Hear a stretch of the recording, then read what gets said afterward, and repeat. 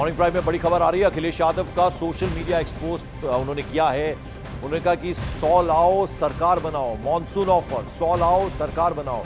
अखिलेश का बिना नाम लिए केशव प्रसाद मौर्य पर अखिलेश यादव ने बिना नाम लिए निशाना साधा है केशव मौर्य पर। आपको बता दें, उन्होंने कहा 100 लाओ सरकार बनाओ, सीधे सीधे तंज कसता हुआ ये एक्सपोज किया है। मॉनसून ऑफर 100 लाओ सरकार बनाओ, और ये बिना नाम लिए उन्होंने केशव प्रसाद मौर्य के ऊपर सीधे सीधे निशाना साधा है। ये एक्सपोज अभी अभी किया है अखिलेश यादव ने।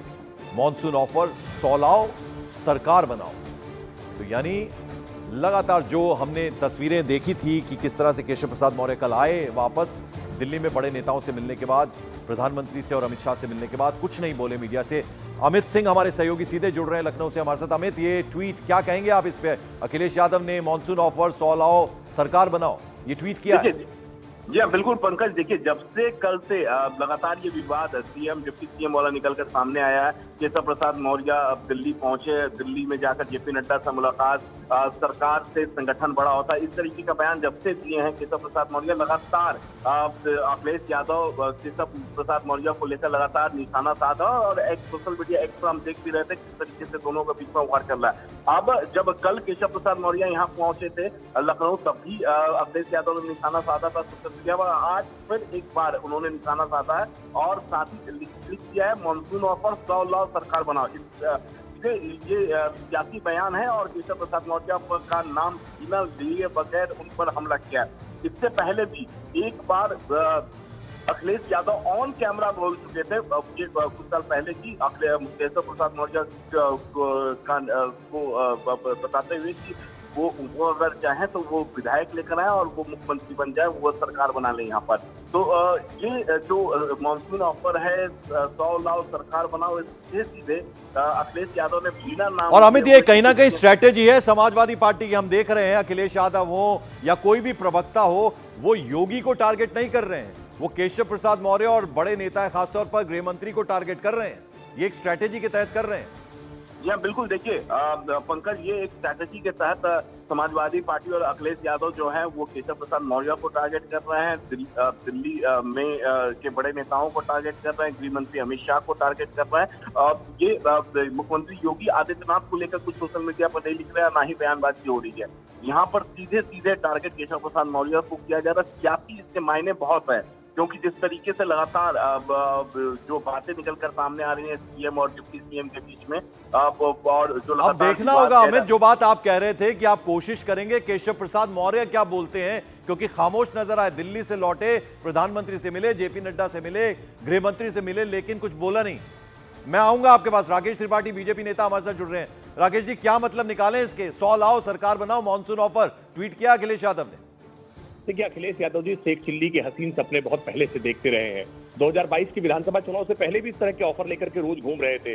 उनको बार बार ये लगता है कि कैसे भी करके उनकी सरकार बन जाए और फिर से वो गुंडाराज, फिर से वो अराजकता उत्तर प्रदेश में स्थापित कर दें, जिसमें वो माफियाओं को संरक्षण दिया करें। लेकिन उत्तर प्रदेश में ऐसा होगा नहीं। भारतीय जनता पार्टी की सरकार 37 वर्षों के बाद ये रिकॉर्ड तोड़ करके रिपीट हुई थी, उत्तर प्रदेश की बेहतर कानून व्यवस्था के नाम पर, उत्तर प्रदेश में सुशासन के नाम पर, उत्तर प्रदेश से एक पारदर्शी सरकार के नाम पर, जो जन जन के हितों को समर्पित है। इसलिए अखिलेश यादव ये मुगालते में न रहे, ये हसीन सपने देखना बंद करें, जनता के बीच में जाएं, जनता के बीच में काम करें और पुरुषार्थ पर भरोसा रखें। ये ऑफर के दम पर उनकी दुकान नहीं चल सकती है, वो कितने भी ऑफर देते रहे। राकेश त्रिपाठी जरा समझाएं। देखिए, घर की बात घर में रहे तो अच्छा होता है, लेकिन अगर वो बाहर आ जाए ना तो लोग तो बातें बनाएंगे ही, और विपक्ष में है अखिलेश यादव तो इस तरह के तंज तो कसेंगे। केशव प्रसाद मौर्य अचानक से दिल्ली चले जाते हैं, भूपेंद्र चौधरी चले जाते हैं, और यहां स्पेशल 30 बन जाता है, उसमें दोनों डिप्टी सीएम नहीं है, तो आवाजें तो उठेंगी ना। नहीं, दिल्ली जाने पर तो कोई आपत्ति नहीं होनी चाहिए। अगर वो बैंकॉक जा रहे होते तो आपत्ति करते, वो तो दिल्ली जा रहे हैं। दिल्ली जाना तो भारतीय जनता पार्टी के कार्यकर्ताओं के लिए नहीं, आपको लग रहा है सामान्य है। राकेश त्रिपाठी, देखिए, मुझे मालूम है आप मुस्कुरा रहे होंगे क्योंकि सवाल आपको समझ आ गया है। कोई सामान्य सी स्थिति नहीं है। अचानक से उठ के चले गए दिल्ली और यहां स्पेशल 30 बन जाता है, दोनों डिप्टी सीएम, उनके बिना 10 सीटें पे जो उपचुनाव होने हैं उनको कंसीडर ही नहीं किया गया, तो आवाजें तो उठेगी ना। मुझे लगता है मौका दे रहे हैं आप। जो भ्रम नहीं, इस बात को लेकर के जो भ्रम फैलाया जा रहा है उस भ्रम को मैं स्पष्ट कर दूं। उत्तर प्रदेश के मुख्यमंत्री और उत्तर प्रदेश के दोनों उप मुख्यमंत्री, इनमें कार्य विभाजन की दृष्टि से 25-25 जिले तीनों लोगों को आवंटित है। मुख्यमंत्री जी स्वयं 25 जिलों पर प्रभारी के नाते काम देखते हैं। 25 जिले उप मुख्यमंत्री ब्रजेश पाठक जी और 25 जिले केशव प्रसाद मौर्य जी। ये कार्य की सुगमता की दृष्टि से इसको पहले भी बांट रखा है। हर जिले का प्रभारी मंत्री पहले से तय कर रखा है। कैबिनेट मंत्रियों को 2-2 जिले दे रखे हैं। ये एक व्यवस्था है, उस व्यवस्था के नाते जवाबदेही पहले से ही है। उपचुनावों को लेकर के एक नई टीम, एक नई व्यवस्था बनाई गई है। ये तात्कालिक व्यवस्था है। इसको लेकर के ये कहना कि उप मुख्यमंत्री को जिम्मेदारी नहीं दी है। चलिए, एक और नेता हमारे साथ जुड़ गए हैं, अनुराग भदौरिया, समाजवादी पार्टी से। अनुराग भदौरिया जी, ये जो एक्सपोज किया है अभी अखिलेश यादव जी ने, मॉनसून ऑफर 100 लाओ सरकार बनाओ, जरा समझाइए इसको। देखिए, एक चीज मान के चलिए कि देश के अंदर में उत्तर प्रदेश में जनता परेशान है, जनता बाढ़ से परेशान है। चारों तरफ देखिए खेत बर्बाद हो रहे हैं, पानी गांव में घुस गया है, लोग कैसे कैसे जी रहे हैं। दूसरी तरफ देखिए कि भारतीय जनता पार्टी किस तरह से इनकी बुलडोजर घूमता रहता है, बस्तियों को बस्तियों उजाड़ने की इनकी मंशा रहती है। महंगाई तो आप देख लीजिए, टमाटर 100 पार कर गया है।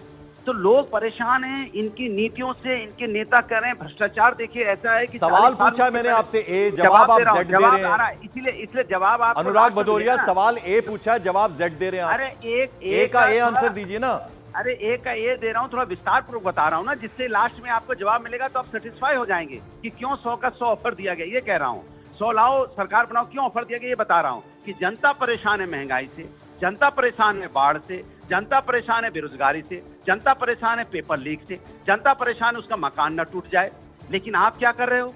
कोई दिल्ली दौड़ रहा है, कोई लखनऊ में दौड़ रहा है। जनता को स्थिर सरकार चाहिए। जनता को राकेश त्रिपाठी, कोई दिल्ली दौड़ रहा है, कोई लखनऊ दौड़ रहा है, जवाब दीजिए। सरकार यहाँ रहे, सरकार लखनऊ में, सुनिए, ऑफरबाजी करने वाले नहीं, सरकार यहाँ रहे। सुनिए मेरी बात पूरी हो जाए। देखिए, बारी बारी अनुराग भदौरिया जी, बहुत लंबा बोल लिया आपने, अब जरा जवाब ले लेते, फिर आपको मौका दूंगा मैं। राकेश त्रिपाठी, अच्छा लास्ट बोल लीजिए। लास्ट ये है कि आपको अच्छी सरकार चाहिए, जनता की बात करें, इसलिए हमने ऑफर दिया है 100 लाओ सरकार बनाओ। कम से कम लखनऊ में सरकार रहेगी तो जनता का काम करेगी। राकेश जी, समझ लिया आपने?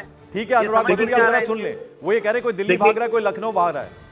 देखिए, बहुत पुराने ऑफरबाज लोग हैं, बहुत पुराने ऑफरबाज लोग हैं। इस तरह के ऑफरों के आधार पर राजनीति करते रहे हैं। लेकिन यूपीए की सरकार को ऑफर देकर के बचाने का काम करते थे, गिराने का काम करते थे, वहां बार्गेनिंग चला करती थी। ये भारतीय जनता पार्टी है, ये किसी ऑफर के आधार पर नहीं चलती है। यहाँ पर आपको प्रॉपर चुनाव में जाना पड़ेगा, जनमत लेकर के आना पड़ेगा। ऑफरों से सरकारें नहीं बनती है, सरकार बनती है जनमत से। हिम्मत है तो चुनाव में आइए और जीत करके दिखाइए। तो सब ठीक है ना राकेश त्रिपाठी, सब ठीक है ना? इसका मतलब कोई गड़बड़ी नहीं है, इंटैक्ट है योगी आदित्यनाथ। और 10 सीटें जो हैं जिसपे चुनाव होना है, उपचुनाव, उसमें किस तरह का रिजल्ट आएगा, थोड़ा अंदाजा दे दीजिए। पूरी सरकार एकजुट है, पूरी सरकार एकजुट है। भारतीय जनता पार्टी 10 की 10 सीटों को भारतीय जनता पार्टी का कमल का फूल खिलाने का काम करेगी। आप निश्चित रहिए, ये बोलती बंद हो जाएगी। विपक्ष ऐसे कई बार ऑफर लेकर के ये बिल्ली की भाग्य से चीका टूट जाए इंतजार करते रहे हैं कि कैसे सरकार 30 सेकंड अनुराग भदौरिया, मैंने आपको भी दिए, वक्त की कमी है, जरा बता दीजिए, जवाब दे दीजिए। वो कह रहे हैं 10 की 10 सीटें जीतेंगे। देखिए, अभी आपको पता है 37 सीटें जीत के समाजवादी पार्टी को जनता ने आशीर्वाद दिया, इनको 33 समेट दिया। अगर यही भाषा शैली रही, यही इनकी भागदौड़, दिल्ली और लखनऊ में 2 इंजन टकराते रहे, इंजन के साथ साथ बॉगियां टकराती रही और जनता परेशान। बहुत बहुत शुक्रिया अनुराग भदौरिया, राकेश त्रिपाठी।